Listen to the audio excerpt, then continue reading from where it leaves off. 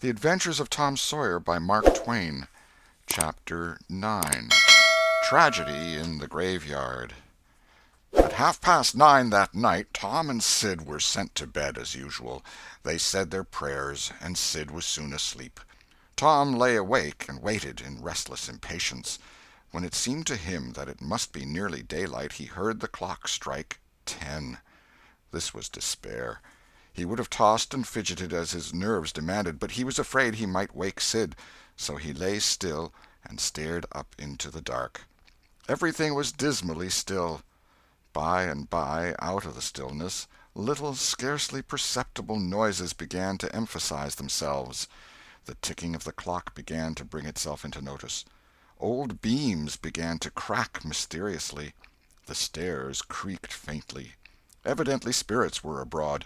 A measured, muffled snore issued from Aunt Polly's chamber, and now the tiresome chirping of a cricket that no human ingenuity could locate began. Next, the ghastly ticking of a death-watch in the wall at the bed's head made Tom shudder. It meant that somebody's days were numbered. Then the howl of a far-off dog rose on the night air and was answered by a fainter howl from a remoter distance. Tom was in an agony. At last he was satisfied that time had ceased and eternity begun. He began to doze in spite of himself. The clock chimed 11, but he did not hear it. And then there came, mingling with his half-formed dreams, a most melancholy caterwauling.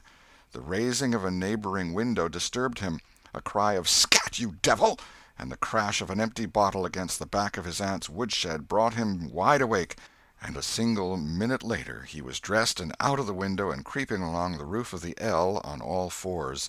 He meowed with caution once or twice as he went, then jumped to the roof of the woodshed and thence to the ground. Huckleberry Finn was there with his dead cat. The boys moved off and disappeared in the gloom. At the end of half an hour they were wading through the tall grass of the graveyard. It was a graveyard of the old-fashioned Western kind. It was on a hill, about 1.5 miles from the village.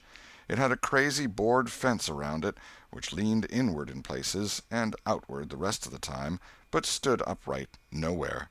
Grass and weeds grew rank over the whole cemetery. All the old graves were sunken in. There was not a tombstone on the place. Round-topped, worm-eaten boards staggered over the graves, leaning for support, and finding none. "Sacred to the memory of so-and-so" had been painted on them once, but it could no longer have been read on the most of them now, even if there had been light. A faint wind moaned through the trees, and Tom feared it might be the spirits of the dead complaining of being disturbed. The boys talked little, and only under their breath, for the time and the place and the pervading solemnity and silence oppressed their spirits. They found the sharp new heap they were seeking, and ensconced themselves within the protection of 3 great elms that grew in a bunch within a few feet of the grave. Then they waited in silence for what seemed a long time. The hooting of a distant owl was all the sound that troubled the dead stillness. Tom's reflections grew oppressive. He must force some talk, so he said in a whisper, "Hucky, do you believe the dead people like it for us to be here?" Huckleberry whispered, "I wished I knowed. It's awful solemn-like, ain't it?" "I bet it is."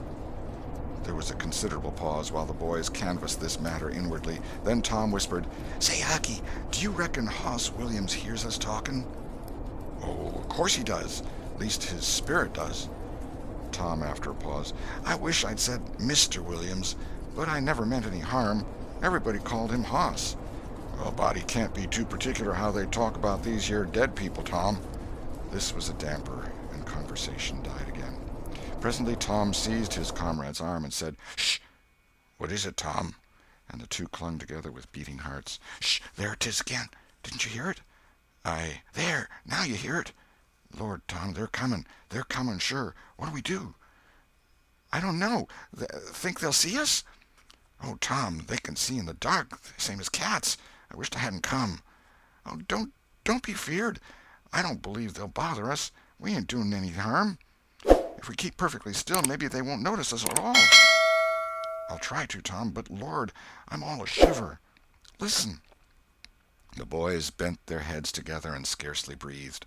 A muffled sound of voices floated up from the far end of the graveyard. "Look! See, there!" whispered Tom. "What is it?" "It's devil fire. Oh, Tom, this is awful." Some vague figures approached through the gloom, swinging an old-fashioned tin lantern that freckled the ground with innumerable little spangles of light. Presently Huckleberry whispered with a shudder, "It's the devil, sure enough. 3 of them. Lordy, Tom, we're goners. Can you pray?" "I'll try, but don't you be afeard. They ain't going to hurt us. Now I lay me down to sleep, Shh! What is it, Huck?" "They're humans. One of 'em is, anyway. One of 'em's old Muff Potter's voice." "No, 'tain't so, is it?" "I bet I know it. Don't you stir nor budge. He ain't sharp enough to notice us. Drunk the same as usual, likely. Blamed old Rip." "All right, I'll keep still. Now they're stuck. Can't find it. Here they come again. Now they're hot. Cold again. Hot again. Red hot. They're pointed right this time. Say, Huck, I know another of them voices. It's Injun Joe." "That's so, that murdering half-breed. I'd druther they was devils a dern sight. What can they be up to?"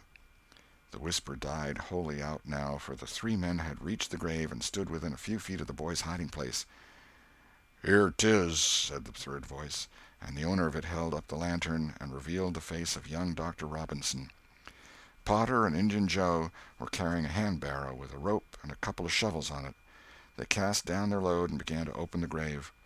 The doctor put the lantern at the head of the grave and came and sat with his back against one of the elm trees. He was so close the boys could have touched him. "Hurry, men," he said in a low voice. "The moon might come out at any moment." They growled a response and went on digging. For some time there was no noise but the grating sound of the spades discharging their freight of mold and gravel. It was very monotonous. Finally a spade struck upon the coffin with a dull woody accent, and within another minute or two the men had hoisted it out of the ground. They pried off the lid with their shovels, got out the body, and dumped it rudely on the ground. The moon drifted from behind the clouds and exposed the pallid face. The barrow was got ready and the corpse placed on it, covered with a blanket, and bound to its place with a rope. Potter took out a large spring knife and cut off the dangling end of the rope, and then said, "Now the cussed thing's ready, Sawbones, and you'll just out with another 5, or here she stays." "That's the talk," said Injun Joe.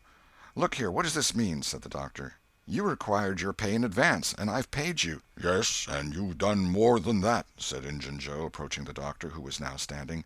5 years ago you drove me away from your father's kitchen one night when I come to ask for something to eat, and you said I warn't there for any good, and when I swore I'd get even with you if it took 100 years, your father had me jailed for a vagrant.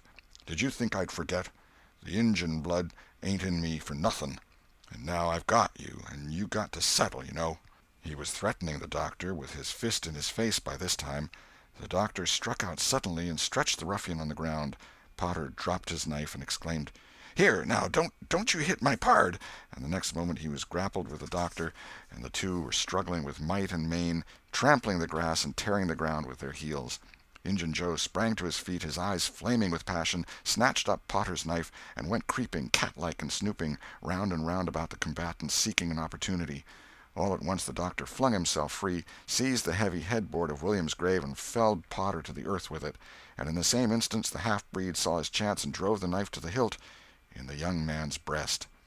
He reeled and fell partly upon Potter, flooding him with his blood, and in the same moment the clouds blotted out the dreadful spectacle, and the 2 frightened boys went speeding away in the dark. Presently, when the moon emerged again, Injun Joe was standing over the 2 forms, contemplating them. The doctor murmured inarticulately, gave a long gasp or 2, and was still. The half-breed muttered, "That score is settled, damn you."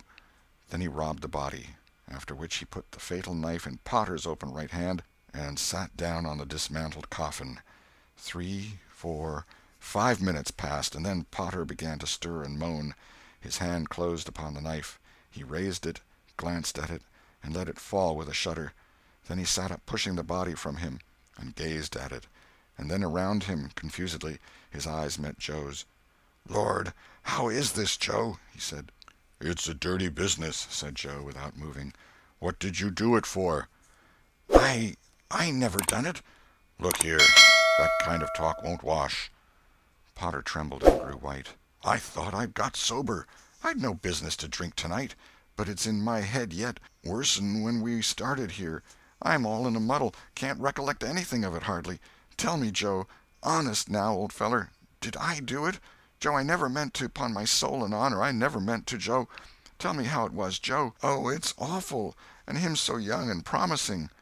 "Why, you two was scuffling, and he fetched you one with the headboard, and you fell flat, and then up you come, all reeling and staggering like, and snatched the knife and jammed it into him, just as he fetched you another awful clip, and here you've laid, as dead as a wedge till now." "Oh, I didn't know what I was doing. I wish I may die this minute if I did. It was all on account of the whiskey, and the excitement, I reckon. I never used a weepon in my life before, Joe. I've fought, but never with weepons. They'll all say that. Joe, don't tell. Say you won't tell, Joe. That's a good feller. I always liked you, Joe, and stood up for you, too. Don't you remember? You won't tell, will you, Joe?" And the poor creature dropped on his knees before the stolid murderer and clasped his appealing hands. "No, you've always been fair and square with me, Muff Potter, and I won't go back on you. There, now, that's as fair as a man can say." "Oh, Joe, you're an angel. I'll bless you for this the longest day I live." And Potter began to cry. "Come, now, that's enough of that. This ain't any time for blubbering. You be off yonder way, and I'll go this. Move now, and don't leave any tracks behind you." Potter started on a trot that quickly increased to a run. The half-breed stood looking after him. He muttered, "If he's as much stunned with the lick and fuddled with the rum as he had the look of being, he won't think of the knife till he's gone so far he'll be afraid to come back after it to such a place by himself, chicken heart." 2 or 3 minutes later, the murdered man, the blanketed corpse, the lidless coffin, and the open grave were under no inspection but the moon's. The stillness was complete again, too. End of Chapter 9. Chapter 10. Dire Prophecy of the Howling Dog. The two boys flew on and on toward the village, speechless with horror. They glanced backwards over their shoulders from time to time, apprehensively, as if they feared they might be followed. Every stump that started up in their path seemed a man and an enemy, and made them catch their breath. And as they sped by some outlying cottages that lay near the village, the barking of the aroused watchdogs seemed to give wings to their feet. "If we can only get to the old tannery before we break down," whispered Tom in short catches between breaths. "I can't stand it much longer." Huckleberry's hard pantings were his only reply, and the boys fixed their eyes on the goal of their hopes and bent to their work to win it. They gained steadily on it, and at last, breast to breast, they burst through the open door and fell grateful and exhausted in the sheltering shadows beyond. By and by their pulses slowed down, and Tom whispered, "Huckleberry, what do you reckon'll come of this?" "If Dr. Robinson dies, I reckon hanging'll come of it." "Do you, though?" "Why, I know it, Tom." Tom thought a while, then he said, "Who'll tell? We?" "What are you talking about? Suppose something happened and Injun Joe didn't hang. Why, he'd kill us some time or other, just as dead sure as we're laying here." "That's just what I was thinking to myself, Huck." "If anybody tells, let Muff Potter do it, if he's fool enough. He's generally drunk enough." Tom said nothing, went on thinking. Presently he whispered, "Huck, Muff Potter don't know it. How can he tell?" "What's the reason he don't know it?" "Because he'd just got that whack when Injun Joe done it. Do you reckon he could see anything? Do you reckon he knowed anything?" "By hokey, that's so, Tom." "And besides, look here, maybe that whack done for him." "No, 'tain't likely, Tom. He had liquor in him, I could see that, and besides he always has. Well, when Pap's full, you might take and belt him over the head with a church and you couldn't faze him. He says so his own self. So it's the same with Muff Potter, of course. But if a man was dead sober, I reckon maybe that whack might fetch him. I don't know." After another reflective silence, Tom said, "Hucky, you sure you can keep mum?" "Tom, we got to keep mum. You know that. That Injun devil wouldn't make any more of drowning us than a couple of cats, if we was to squeak about this and they didn't hang him. Now, looky here, Tom. Let's take and swear to one another. That's what we got to do. Swear to keep mum." "I'm agreed. It's the best thing. Would you just hold hands and swear that we—" "Oh, no, that wouldn't do for this. That's good enough for little rubbishy common things, especially with gals, 'cause they go back on you anyway, and blab if they get in a huff, but there oughter be writing about a big thing like this, and blood." Tom's whole being applauded this idea. It was deep and dark and awful. The hour, the circumstances, the surroundings were in keeping with it. He picked up a clean pine shingle that lay in the moonlight, took a little fragment of red keel out of his pocket, got the moon on his work, and painfully scrawled these lines, emphasizing each slow downstroke by clamping his tongue between his teeth and letting up the pressure on the upstrokes. See next page. Huckleberry was filled with admiration of Tom's facility in writing and the sublimity of his language. He at once took a pin from his lapel and was going to prick his flesh, but Tom said, "Hold on, don't do that. A pin's brass. It might have verdigrease on it." "What's verdigrease?" "It's pison. That's what it is. You just swaller some of it once, you'll see." So Tom unwound the thread from one of his needles, and each boy pricked the ball of his thumb and squeezed out a drop of blood. "Huck Finn and Tom Sawyer swears they will keep mum about this, and they wish they may drop down dead in their tracks if they ever tell, and rot." In time, after many squeezes, Tom managed to sign his initials, using the ball of his little finger for a pen. Then he showed Huckleberry how to make an H and an F, and the oath was complete. They buried the shingle close to the wall, with some dismal ceremonies and incantations, and the fetters that bound their tongues were considered to be locked and the key thrown away. A figure crept stealthily through a break in the other end of the ruined building now, but they did not notice it. "Tom," whispered Huckleberry, "does this keep us from ever telling always?" "Of course it does. It don't make any difference what happens. We got to keep mum. We drop down dead. Don't you know that?" "Yes, I reckon that's so." They continued to whisper for some little time. Presently a dog set up a long, lugubrious howl just outside, within 10 feet of them. The boys clasped each other suddenly in an agony of fright. "Which of us does he mean?" gasped Huckleberry. "I don't know. Peep through the crack, quick." "No, you, Tom." I can't do it, Huck." "Please, Tom. There 'tis again." "Oh, Lordy, I'm thankful," whispered Tom. "I know his voice. It's Bull Harbison." Note: if Mr. Harbison had owned a slave named Bull, Tom would have spoken of him as Harbison's Bull, but a son or a dog of that name was Bull Harbison. "Oh, that's good. I tell you, Tom, I was scared to death, and I'd have bet anything it was a stray dog." The dog howled again. The boy's heart sank once more. "Oh, my, that ain't no Bull Harbison," whispered Huckleberry. "Do, Tom." Tom, quaking with fear, yielded and put his eye to the crack. His whisper was hardly audible when he said, "Oh, Huck, it's a stray dog." "Quick, Tom, quick. Who does he mean?" "Huck, he must mean us both. We're right together." "Oh, Tom, I reckon we're goners. I reckon there ain't no mistake 'bout where I'll go to.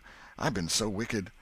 "Dag fetch it, this comes of playing hookey and doing everything a feller's told not to do. I might have been good like Sid if I'd tried, but no, I wouldn't, of course.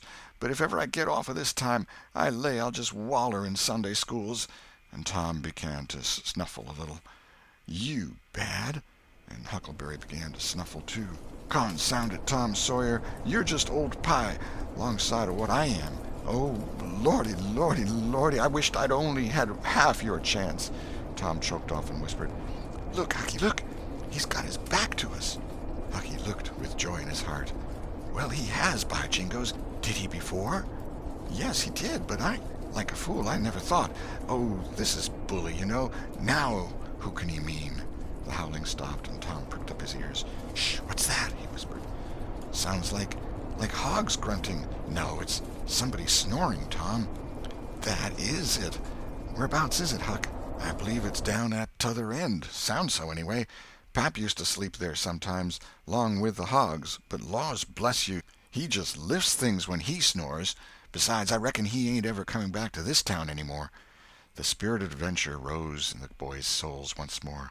"Hucky, do you dast to go if I lead?" "I don't like too much. Tom, suppose it's Injun Joe." Tom quailed, but presently the temptation rose up strong again, and the boys agreed to try, with the understanding that they would take to their heels if the snoring stopped. So they went tiptoeing stealthily down, the one behind the other. When they had got to within 5 steps of the snorer, Tom stepped on a stick, and it broke with a sharp snap. The man moaned, writhed a little, and his face came into the moonlight. It was Muff Potter. The boys' hearts had stood still, and their hopes too, when the man moved, but their fears passed away now.